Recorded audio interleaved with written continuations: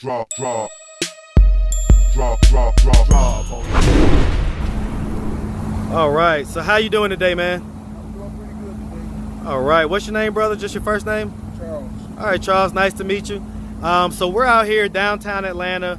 We're at 275 Pryor Street, which is AKA the Gateway Center, which is where a lot of people who are homeless or who are in some type of transition in life come to get help and to kind of get back on their feet. So how old are you, Charles? I'm 64. All right, so 64 years old. And so just summarize what has gotten you to this point in life where you're here at the Gateway Center. Well, I moved down here 3 years ago and got with the wrong group. Started messing with drugs and stuff. And had a fire in my housing and it made me homeless. And just been having a hard time getting back on my feet. And so let me ask you this. So you say you came here. Where'd you come here from? From Ohio. Okay, what part of Ohio? Toledo. Toledo, okay. Toledo in the house. So you came here from Ohio, and you were about 61 when you came here. That's right. And you say you came here, and so the drugs that you was messing with, was it crack? No, I was messing with meth. Okay. So you was messing with methamphetamines pretty hard, partying and doing all that stuff. Right. And you say you was in a place, and what happened? Well, I had a fire. Oh, a fire happened. And then in the meantime, we've been looking for more housing. Then I ended up lost my housing voucher. And so Did the fire happen because of the methamphetamines? no. So it's just a random fire. Random fire. Oh, that's just bad luck. Yeah. And so, you know, what brought you to this point in life? Like, so tell me, I mean, you're a pretty tall guy. How tall are you? 6'4"? Did you ever play sports? Play basketball. Okay, and so when did you play basketball? Up to what level? I played in went to college for 2 years. Okay, so you played in college. Yeah. And so when you were in college playing basketball, I imagine, you know, like most college campuses, you know, the athletes are kind of like, you know, some of the big guys on campus, right? Right. Is that what your situation was as well? It was Okay, so you probably had a lot of women and different things like that. pretty much. Okay, so let me ask you this. When you were there in college, did you ever picture yourself at this age here at this point in life? So I thought I'd be set for life. So tell me, what went left? Just me, just picking the wrong people to have in my life. Okay, do you have any kids? I have 3. Okay, how old are they? My oldest is 40 and the youngest is 35. Okay, and did you have them all with the same woman? Yes. All right, were you married? I was married for 22 years. 22 years married. Yeah. Okay, and so when did you get married? What age? At 24 years old. Okay, so good marrying age, 23, 24 years old. And so you was married till about 45, 46. Right. And so those 22 years, you guys had 3 kids, you raised kids. Were you working? Yeah. Was she working as well? We had businesses. You guys had businesses? What kind of business? My wife was a beautician, so we had a beauty salon and we had a beauty supply store. Wow, black-owned beauty supply store.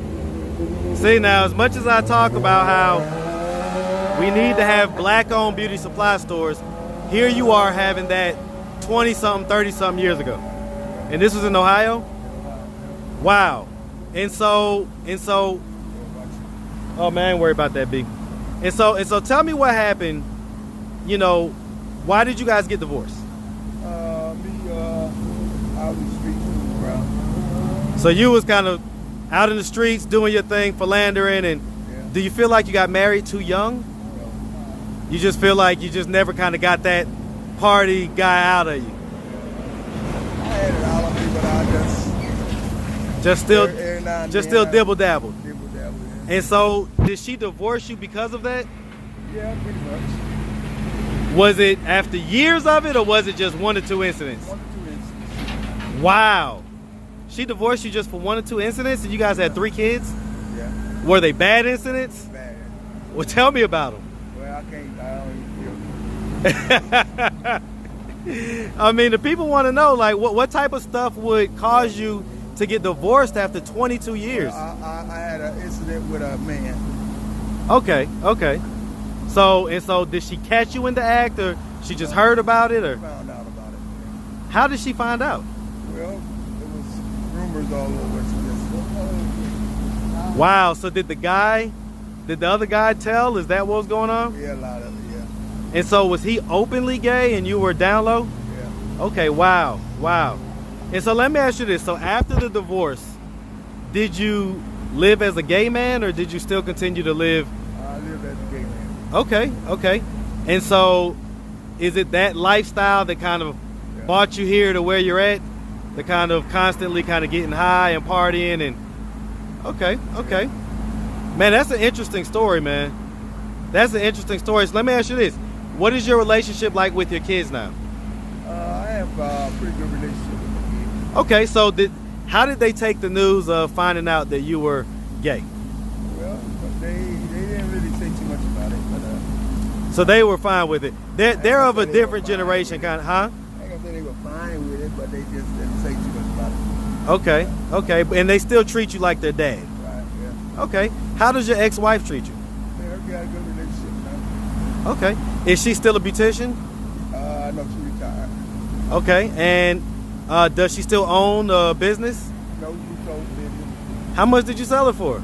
Well, all that was her business. She ain't. So she sold that business. So she's living a well life right now. Yeah, And you're homeless. yeah, Man, how things can change, right? very much. Do you have any advice for any of the brothers out here that are kind of living that way, or feeling like, you know, they might be with a woman, but they're really secretly gay? Do you have any advice for them? Well, only thing I really can't give people advice. Well, I mean, just based on your experience, based on what you went through, I feel like sometimes experience is the best teacher. It is. So, If you learn so from it. do you feel like you learned from it? I learned now. Yeah, it took me a while. Took a while, right? Yeah.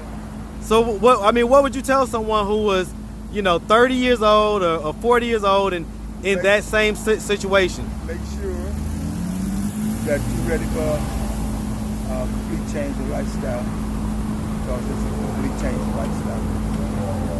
And so they should go ahead and tell their wife and be honest. Be open, yeah. And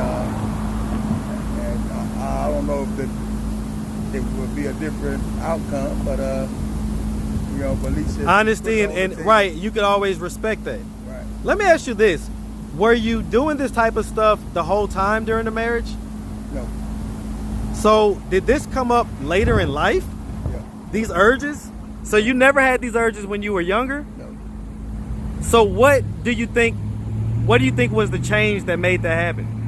I'm still trying to figure that out myself. I don't know what brought me to that. Do you think it was being in that beauty industry all the time and It might have something to do with it. And men's hitting on me all the time and stuff. But I wasn't interested. right? But then one guy made you interested. Yeah. A younger guy, yeah. Wow. Wow. Hey man, listen, I appreciate you being so candid. I appreciate you telling your story. You really never know who it may help or who it may inspire.